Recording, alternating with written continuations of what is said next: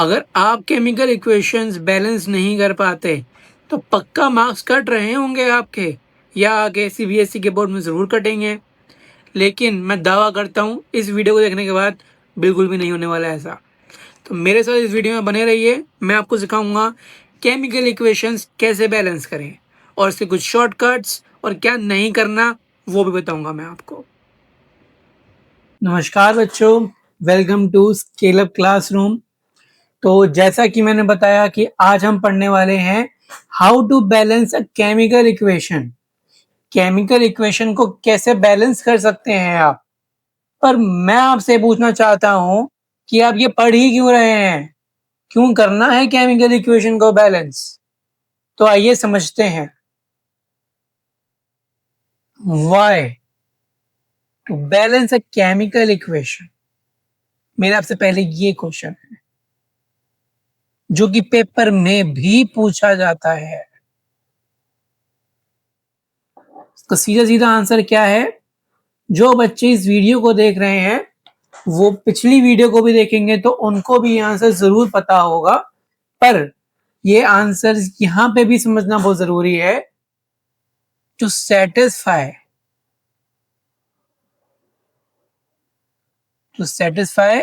The law of conservation of mass.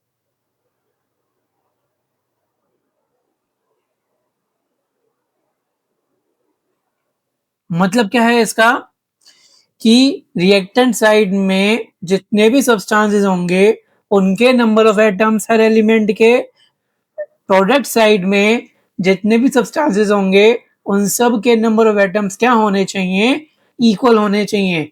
मतलब ये है कि उनका मास भी इक्वल होना चाहिए, इसीलिए हम किसी भी केमिकल इक्वेशन को बैलेंस करते हैं। मेरी बात क्लियर है आपको।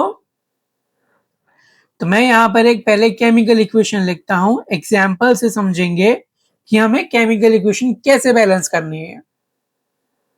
मैं पहले बिल्कुल सिंपल से स्टार्ट करूंगा क्योंकि हमारे इस चैनल का मोटिव ही ये है, इजी टू डिफिकल्ट। पहले आप समझिए, उसके बाद आप इसको प्रैक्टिस आउट कीजिए इन क्वेश्चंस को, देन आप डिफिकल्ट क्वेश्चंस की तरफ चलिए।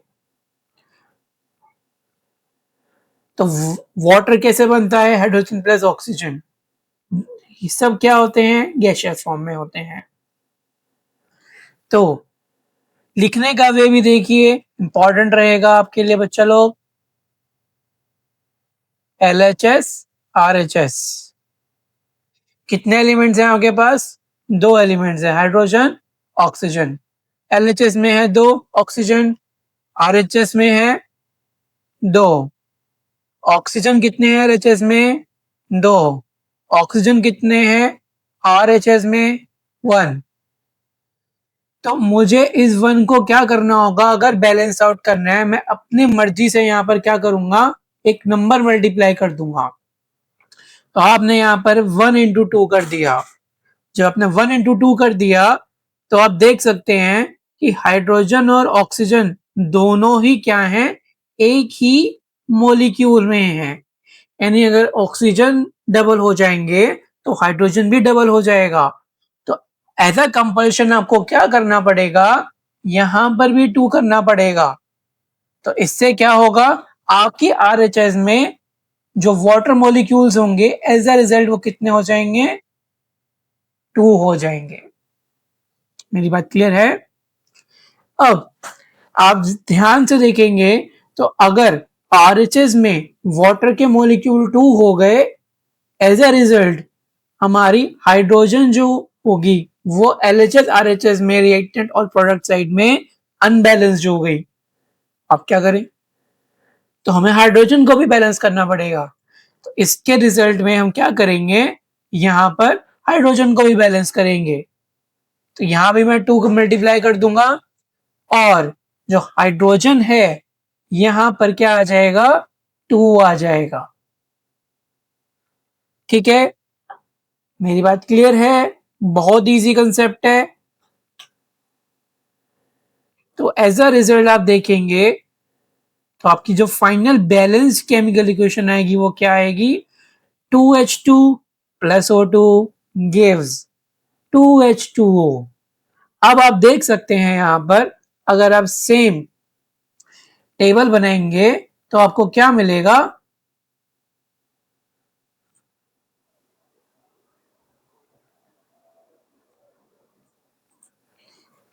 तो आप सेम देखेंगे यहाँ पर कितने हाइड्रोजन के रिएक्टेंट साइड में कितने एटम्स हो गए, 4। राइट हैंड साइड पे प्रोडक्ट साइड में कितने एटम्स हो गए, 2 इंटू 2, 4। ऑक्सीजन के कितने एटम्स हैं, 2 ही हैं। और यहाँ पर क्योंकि आपने चेंज किया था, प्रोडक्ट साइड में कितने एटम्स हो गए यहाँ पर, 2 इंटू 1, 2। आगे चलते हैं, एक और करते हैं। तो ये है आपकी फाइनल बैलेंस केमिकल इक्वेशन। आगे चलते हैं, सेकंड केमिकल इक्वेशन में एक और एग्जांपल लेता हूं।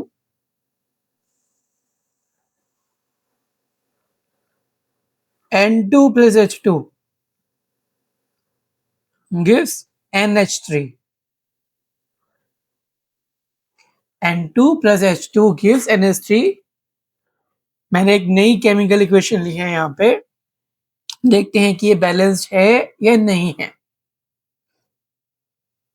सेम काम करेंगे, LHS RHS, reactant side product side.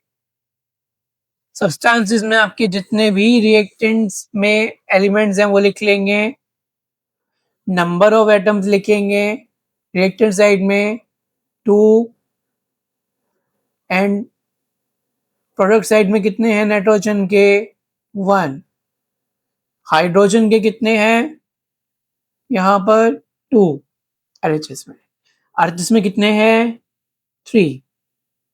मैं यहाँ पर आपको एक ट्रिक बताने वाला हूं, ध्यान से सुनिएगा, नोट कर लीजिएगा इसको। क्या है ये ट्रिक,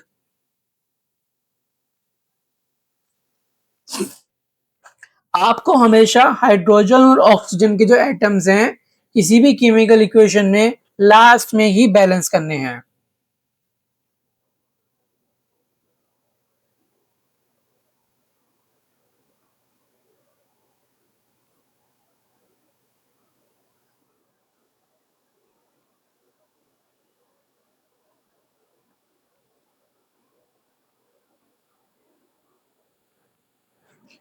इससे क्या होगा, आपकी बाकी सारे जो एटम्स होंगे वो पहले बैलेंस होना स्टार्ट हो जाएंगे। अल्टीमेटली इनसे जो चेंज आएगा हाइड्रोजन ऑक्सीजन के ऊपर, आप उसको काउंटर इजीली कर सकते हैं। अगर आप पहले ही हाइड्रोजन ऑक्सीजन को बैलेंस करने लग जाएंगे तो सिंपल केमिकल इक्वेशंस में तो ये हो जाएगा, बट जब ये कॉम्प्लिकेटेड आएंगी तो उसमें आपको काफी ज्यादा मुसीबत का सामना करना पड़ सकता है।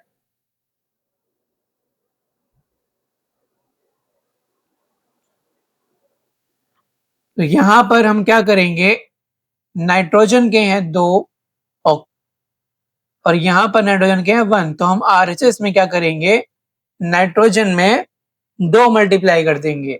इससे क्या होगा, नाइट्रोजन और हाइड्रोजन का एक ही मॉलिक्यूल है, तो इसे ऐसा 1 यूनिट लेते हुए हम आगे 2 लगा देंगे। ठीक है, अब जब ये 2 लगा दिया आपने तो उससे हाइड्रोजन के भी जो एटम्स होंगे उनके ऊपर अफेक्ट आ जाएगा। तो जरा देखते हैं क्या इफेक्ट आएगा। तो अगर 2 आया नाइट्रोजन के साथ तो वो हाइड्रोजन के साथ भी आ जाएगा, तो यहां पर भी 2 आ जाएगा।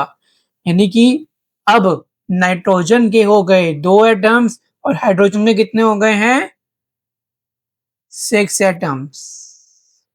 ओके, अब हाइड्रोजन के हो गए अगर 6 एटम्स, तो यहां पर वो हाइड्रोजन कितने करने पड़ेंगे, क्योंकि वो तो अनबैलेंस्ड हो गया, नाइट्रोजन के बैलेंस करने से हाइड्रोजन के ऊपर अफेक्ट आ गया। यहीं पर हमारी ट्रिक काम आएगी। तो इसको हम क्या करेंगे, 3 से मल्टीप्लाई कर देंगे तो ये भी क्या हो जाएगा, 6।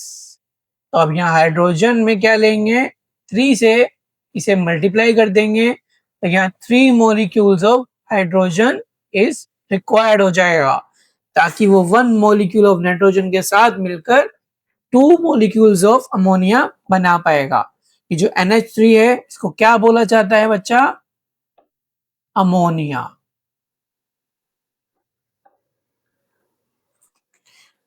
तो आइए थर्ड केमिकल इक्वेशन देखते हैं हमारी इस वीडियो की। As an example, Mg plus O2 gives MgO। तो यहां पर हम देखेंगे कि मैग्नीशियम के एक ही एटम है रिएक्टेंट साइड, और प्रोडक्ट साइड भी मैग्नीशियम का एक ही एटम है, बट ऑक्सीजन के दो एटम्स हैं रिएक्टेंट साइड, एंड यहाँ ऑक्सीजन का एक ही एटम है। तो हम यहाँ पर मैग्नीशियम ऑक्साइड को एक यूनिट मानते हुए इसमें ऑक्सीजन के दो एटम्स ले लेंगे। तो एज अ रिजल्ट आप देखेंगे क्या मैग्नीशियम के जो नंबर ऑफ एटम्स पहले बैलेंस से 1 और 1, क्या वो चेंज नहीं हो गए? क्योंकि राइट हैंड साइड पे 2 MgO आ गया। यस, चेंज हो गए। तो यहां आप एज अ रिजल्ट Mg में भी 2 Mg लगा देंगे। अब आप देखिए क्या ये इक्वेशन बैलेंस हो गई है? हाँ, ये हो गई है एग्जैक्टली। Mg के दो एटम, Mg के अगेन दो atom, reactant side product side equal, oxygen के दो एटम रिएक्टेंट साइड, ऑक्सीजन के दो एटम प्रोडक्ट साइड, दोनों इक्वल। यस, ये भी इक्वल हो गए हैं। अब मैं आपको बताता हूं कि कुछ कॉमन मिस्टेक जो बच्चे करते हैं वो क्या होती है।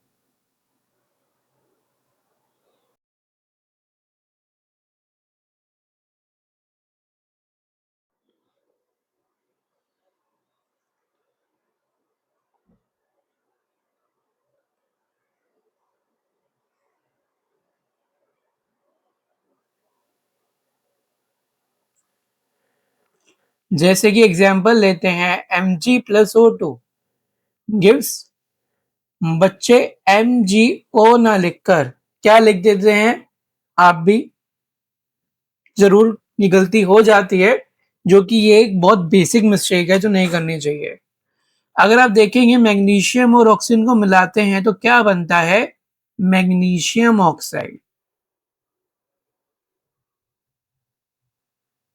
और मैग्नीशियम ऑक्साइड का अगर हम केमिकल फॉर्मूला बनाए तो you must have studied magnesium के जो आयन में चार्ज होता है वो +2 होता है, और ऑक्सीजन में जो चार्ज होता है वो क्या होता है? -2 होता है।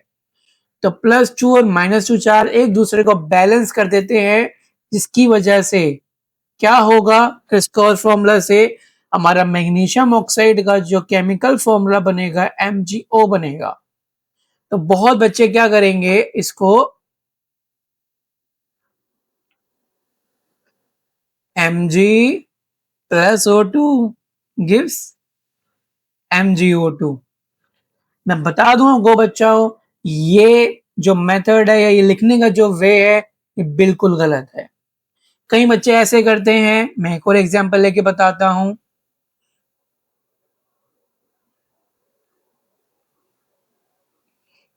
Al plus O2 gives AlO2।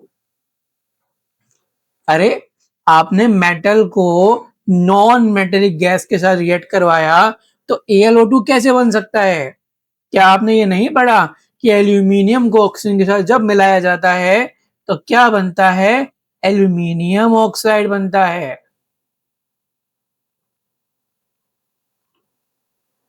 और एल्यूमिनियम ऑक्साइड का केमिकल फॉर्मूला कैसे बनाया जाता है? Al, एल्यूमिनियम का चार्ज क्या होता है? +3। ऑक्सीजन का चार्ज कितना होता है? -2।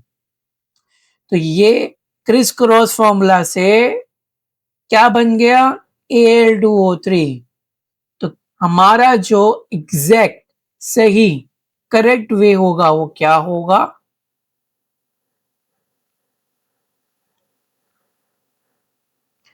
Al plus O2 gives Al2O3। अब इस केमिकल इक्वेशन को आप आगे चल के बैलेंस कर सकते हैं।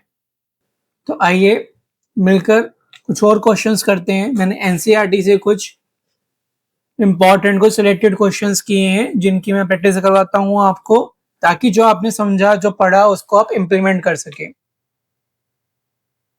तो फर्स्ट आप देखेंगे क्या कह रहा है, solution of barium chloride and sodium sulphate in water reacts. तो पहले हम अपने रिएक्टेंट्स लिख लेते हैं, क्या है, BaCl2। अब ये BaCl2 बेरियम क्लोराइड से कैसे आया, जब आप देखेंगे बेरियम क्लोराइड तो उसका केमिकल फॉर्मूला कैसे बनता है, बेरियम का आयन होता है Ba+2 जिसका +2 पॉजिटिव चार्ज होता है, क्लोरीन का Cl जिसका नेगेटिव चार्ज -1 होता है। तो बेरियम और क्लोरीन ये आपस में चार्ज क्या एक्सचेंज कर लेंगे, तो क्या बनेगा, BaCl2 is your chemical formula of barium chloride.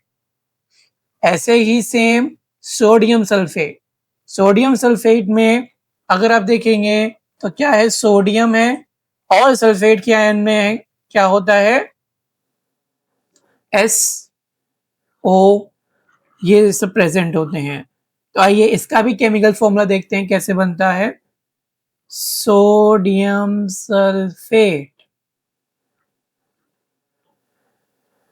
Sodium का आयन होता है Na+1, सल्फेट का आयन होता है, क्योंकि ये पॉलीएटॉमिक आयन है तो ये जरूर याद कर लीजिएगा, बहुत यूज होता है इसका, SO4-2। किस क्रॉस फॉर्मूले से एक्सचेंज हो जाएंगे आयंस और नंबर ऑफ एटम्स क्या बच जाएंगे, Na2SO4। ओके, तो यहां आ गया Na2SO4 gives you barium sulphate.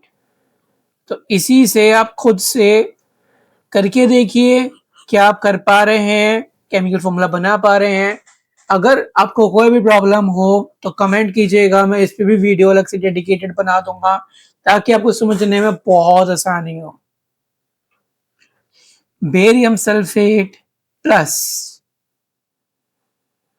Solution of sodium chloride which is NaCl। अब क्योंकि इन सब में सॉल्यूशन बोला गया है, यानी इन सब के सॉल्ट्स को लेकर क्या किया गया है, टेस्ट ट्यूब में डाला गया है पानी में, इसीलिए इनको सॉल्यूशन बोला गया है। जैसे अगर मैं बात करता हूँ शुगर सॉल्यूशन की, तो उसमें हम क्या करते हैं, शुगर का स्पून लेते हैं, शुगर डाल देते हैं पानी में, तो क्या बन गया, शुगर सॉल्यूशन, उसे डिसॉल्व कर लेते हैं। ऐसे ही बेरियम क्लोराइड का आप सॉल्ट लेंगे, इसको पानी में डालेंगे टेस्ट ट्यूब में डालकर और उसे डिसॉल्व कर लेंगे अच्छे से, तो बेरियम क्लोराइड का सॉल्यूशन बन गया। तो ये सभी जो है वो सॉल्यूशंस हैं। तो इनके नीचे एक्वस आ जाएगा, इनकी स्टेट आ जाएगी। अब हमें इन्हें बैलेंस करना है, तो बैलेंस करने के लिए आप देखिए आप इसे कैसे बैलेंस कर सकते हैं, टेक योर टाइम, फिर मैं बताता हूं।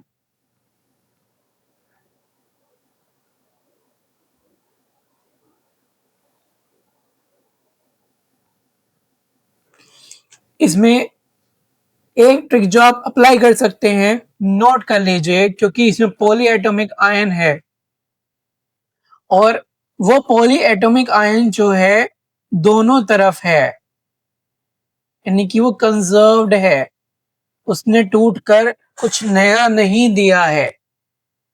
Poly atomic ion means SO4 2-। तो SO4 2- को आप क्या लेंगे, take it as a single unit balance करते टाइम। आप इसे ऑक्सीजन में और सल्फर में अलग अलग मत तोड़िए, इससे ये आपकी जो केमिकल इक्वेशन है बैलेंस होने में बहुत इजी हो जाएगी। तो आइए देखते हैं कैसे कर सकते हैं आप इसे। अगर आप रिएक्टेंट साइड देखेंगे तो बेरियम का एक एटम है, राइट हैंड साइड देखेंगे तो बेरियम का एक एटम है, ये बैलेंस्ड है। क्लोरीन का देखेंगे तो रिएक्टेंट साइड 2 एटम्स हैं एंड प्रोडक्ट साइड कितने हैं, एक ही एटम है। तो क्लोरीन का पलड़ा कम ज्यादा है, तो क्लोरीन को आपको क्या करना है, बैलेंस आउट करना है।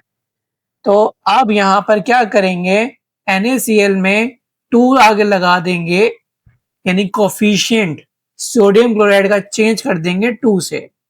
तो अब क्लोरीन के हो गए 2, किस तरफ, LHS RHS दोनों साइड। लेकिन इसको चेंज करने से सोडियम जो पहले प्रोडक्ट में एक ही था वो 2 हो गए। चेक करते हैं क्या इतने ही एटम्स हैं रिएक्टेंट साइड। यस, आप देखेंगे तो सोडियम के 2 ही एटम्स हैं रिएक्टेंट साइड, जिससे कि सोडियम भी बैलेंस हो गया। अब आप देखिए सल्फेट, सल्फेट को अगर आप एज सिंगल यूनिट लेते हैं तो यहाँ पर एक ही इसका प्रेजेंट है आयन, यहाँ भी इसका एक ही आयन प्रेजेंट है, तो यानी सल्फेट भी क्या है, बैलेंस है। तो ये आपकी क्या हो गई है, एक बैलेंस केमिकल इक्वेशन बन गई है फाइनल, जो कि क्या बनी है, मैं लिखता हूं BaCl2 plus Na2SO4 gives you BaSO4 plus 2NaCl। Okay, ये आपकी बैलेंस है। तो इसमें जो मैंने आपको ट्रिक बताई है वो जरूर याद कीजिएगा, इससे आपके आगे आने वाले क्वेश्चन भी काफी इजी हो जाएंगे।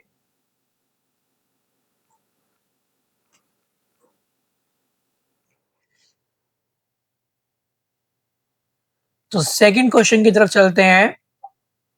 सोडियम हाइड्रोक्साइड इन वाटर, यानी कि आपने NaOH लिया है। अब sodium hydroxide, sodium hydroxide, sodium का जो आयन होता है वो Na1 प्लस होता है, एंड हाइड्रोक्साइड का जो आयन होता है वो OH होता है, और इसका जो चार्ज होता है वो -1 होता है। तो by criss cross formula sodium hydroxide का केमिकल फॉर्मूला क्या बन गया, NaOH। इसीलिए मैंने यहां पर NaOH लिया है, ठीक है, प्लस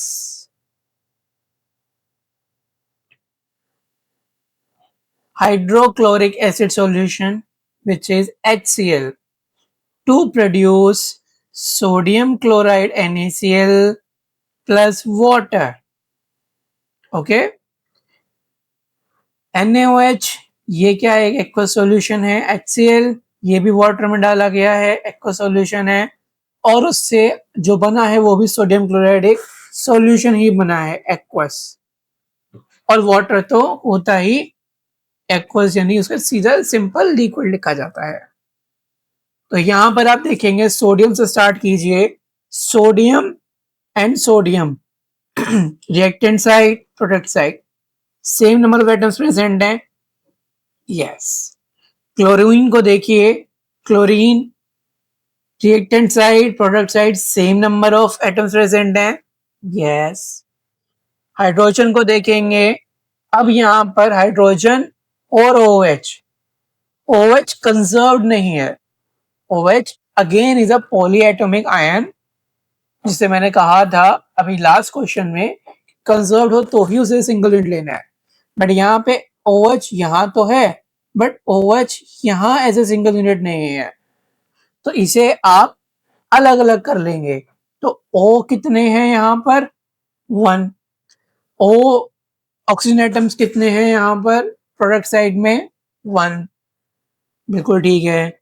हाइड्रोजन देखेंगे, एक हाइड्रोजन यहाँ प्रेजेंट है, एक हाइड्रोजन यहाँ प्रेजेंट है, तो मिलके कितने हो गए, 2 हाइड्रोजन्स। और यहाँ पर हाइड्रोजन्स कितने प्रेजेंट हैं, 2 हाइड्रोजन्स प्रेजेंट हैं। तो अभी तक की बात में हमने सबको जब चेक करा तो ये ऑलरेडी क्या है, एक बैलेंस केमिकल इक्वेशन है। तो आपको जबरदस्ती किसी भी इक्वेशन को बैलेंस नहीं करना है, अच्छे से चेक कर लेना है क्या वो ऑलरेडी बैलेंस है या नहीं। जब जब वो अनबैलेंस्ड हो तभी आपको उसे बैलेंस करना है। ओके, तो हम क्या लिख लेंगे इसका result, it is already a balance chemical equation.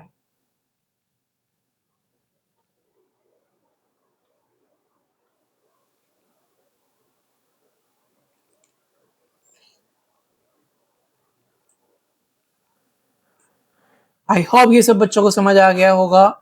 किसी को कोई भी प्रॉब्लम हो तो कमेंट करके मुझसे पूछ सकता है, मैं जरूर उसका जवाब दूंगा आकर। आइए, तो नेक्स्ट क्वेश्चन है हमारे पास, hydrogen sulphide gas burns in air to give water and sulphur dioxide. कैसे लिखेंगे इसे, हाइड्रोजन सल्फाइड हाइड्रोजन सल्फाइड का केमिकल फॉर्मूला होता है H2S। समझ लेते हैं ऐसे कैसे आया।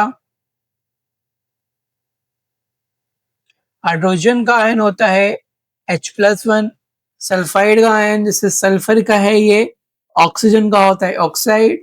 तो ऑक्सीजन में ऑक्साइड बनाने के लिए O-2 लगता है, ऐसे ही सल्फर का सल्फाइड बनाने के लिए क्या लगेगा S-2। क्रिस क्रॉस फॉर्मूला अगर आप करेंगे तो केमिकल फॉर्मूला क्या बन के आ गया आपके पास H2S। H2S को जब आप एयर में बर्न कर रहे हैं यानी ऑक्सीजन में वो बर्न होगा तो क्या बन रहा है वाटर प्लस सल्फर डाइऑक्साइड। तो यहाँ पे ध्यान से समझेंगे इस केमिकल इक्वेशन कैसे बैलेंस करना है, स्टेप बाय स्टेप समझाऊंगा मैं आपको। आप यहाँ पर देखिए हाइड्रोजन कितने हैं 2, यहाँ हाइड्रोजन कितने हैं 2 यानी हाइड्रोजन बैलेंस है।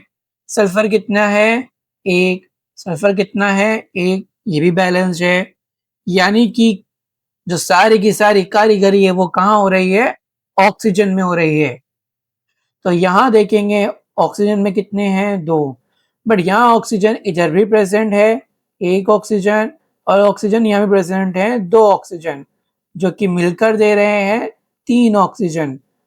तो अगर मैं यहाँ पर अगर समझना चाहूँ कि रिएक्टेंट साइड में ऑक्सीजन को जब भी बैलेंस करूंगा कोफिशिएंट चेंज करूंगा तो वो कितने होंगे, या तो 1/2 2 ही ऑक्सीजन रह सकते हैं चेंज ही ना करूं, या फिर 1 इन में मैं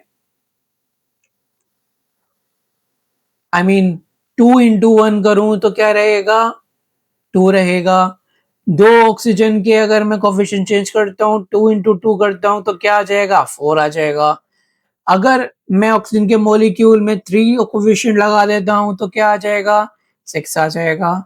अगर मैं ऑक्सीजन मॉलिक्यूल के 2 एटम्स में 4 लगा देता हूँ तो क्या आ जाएगा 8 आ जाएगा। यानी कि आप समझ सकते हैं कि आपका अल्टीमेटली जो reactant side number of atoms oxygen के आएंगे वो कितने आने चाहिए E1 आने चाहिए। यानी कि अगर मैं ये कोशिश करूं कि प्रोडक्ट साइड में जो ऑक्सीजन एटम्स हैं उनका एडअप होके मिनिमम से मिनिमम कोई इवन नंबर आ जाए तो मेरे लिए काम आसान हो जाएगा। यस, तो अगर मैं ऑक्सीजन को यहाँ पर जाऊं एक 1 है, अगर मैं यहाँ पे 2 कर देता हूँ उसका कोफिशिएंट वाटर मॉलिक्यूल का तो देखते हैं आगे क्या होता है। ओके, तो अब देखेंगे, मैं दोबारा लिखता हूँ इस इक्वेशन को रीराइट करता हूँ T2H2O प्लस SO2। ध्यान रखिए अभी ये केमिकल इक्वेशन बैलेंस नहीं हुई है। क्यों नहीं हुई है, क्योंकि ऑक्सीजन को बैलेंस कर देने से अगर मैं यहाँ पर 2O2 लगा भी देता हूं तो ऑक्सीजन को बैलेंस कर देने से क्या होगा, जो हाइड्रोजन पहले तो बैलेंस थी बट वो अब अनबैलेंस हो गई है। पहले उसके 2 थे अब वो 4 एटम्स हो गए हैं। तो अगर मैं यहाँ पे 2 ऑक्सीजन लगा भी देता हूं तो क्या होगा, मुझे हाइड्रोजन को करना ही पड़ेगा चेंज। इसकी वजह से आगे और चेंज आ सकता है। तो मैं यहाँ पर 2H2O कर देता हूं और यहाँ पर भी हाइड्रोजन के 4 को, क्योंकि यहाँ पर हाइड्रोजन के 2 आगे लग जाने से 4 हाइड्रोजन एटम्स हो गए हैं बट यहाँ तो 2 ही थे, तो मुझे यहाँ पर भी क्या करना पड़ेगा 2 लगाना पड़ेगा मेरे बच्चों। ठीक है, अब इस 2 को यहां लगा देने से क्या हुआ, सल्फर के भी 2 हो गए। क्या हुआ, सल्फर के भी 2 हो गए। तो मैं इसको रीराइट करता हूं आगे।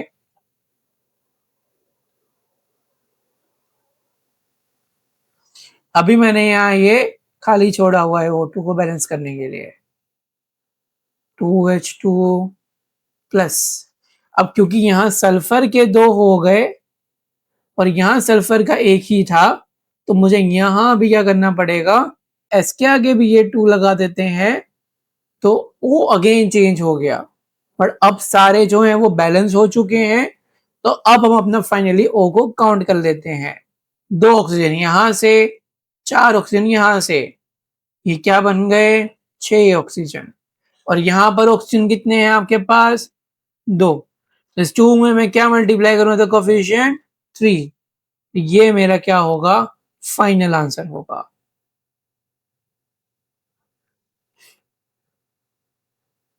समझ आया बच्चों कैसे हमने स्टेप बाय स्टेप इस क्वेश्चन को समझा। तो मैं फाइनल केमिकल इक्वेशन जो बैलेंस्ड हो गई है वो लिख देता हूं 2H2S plus 3O2 gives 2H2O plus 2SO2. This is your final balanced chemical equation. Next question देखेंगे पार्ट 4 जो कि क्या कह रहा है पोटेशियम मेटल जिसको रिप्रेजेंट किया जाता है के सिंबल से सॉलिड फॉर्म में जितने ही मेटल्स होते हैं आप सबको बताया गया होगा जब भी केमिकल इक्वेशन में लिखा जाता है तो उनको सॉलिड फॉर्म में लिखा जाता है के in the form of solid with water H2O gives you potassium hydroxide KOH plus hydrogen gas. अब ये जो हाइड्रोजन गैस होगी ये रिलीज होगी तो ये गैसियस फॉर्म में होगी।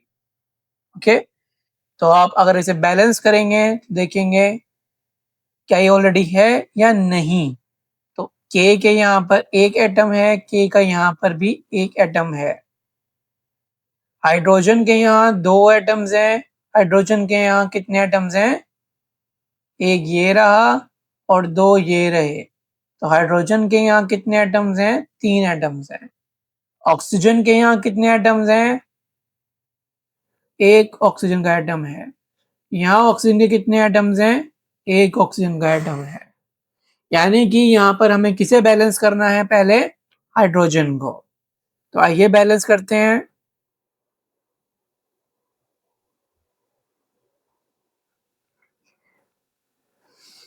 तो मैं यहाँ पर KOH में क्योंकि यहाँ पर हाइड्रोजन क्या है एक ही है। अगेन जैसे हमने लास्ट क्वेश्चन में किया था यहाँ पर दोनों को मिला के 3 एटम्स आ रहे हैं और यहाँ हाइड्रोजन के 2 एटम्स हैं।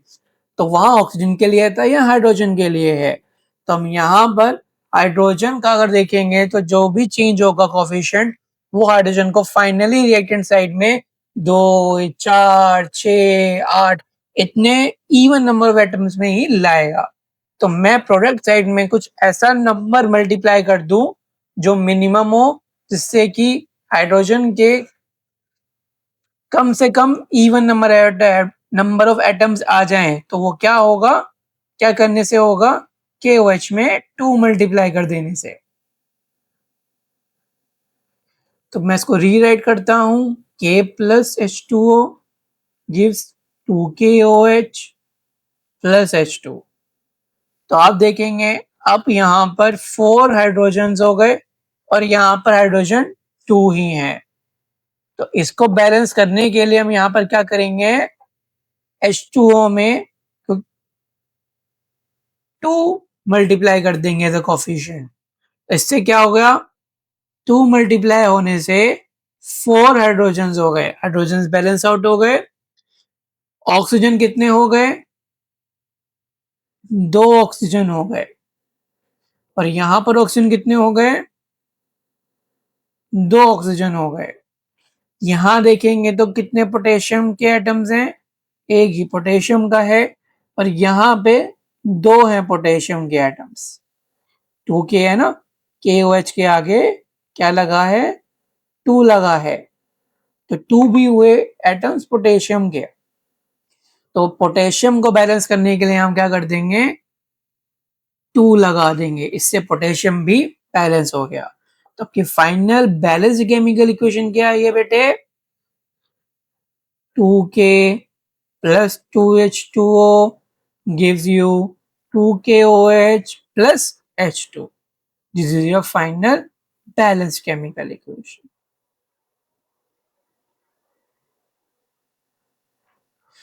तो मेरी आज की इस वीडियो में इतना ही। अगर आपको समझ आया हो बैलेंस केमिकल इक्वेशन कैसे करते हैं बैलेंस केमिकल इक्वेशन क्यों करते हैं और क्या ट्रिक्स हैं और क्या कॉमन मिस्टेक्स हैं जो बहुत बच्चे करते हैं, केमिकल फॉर्मूले पे ध्यान नहीं देते हैं, तो मुझे बताइएगा।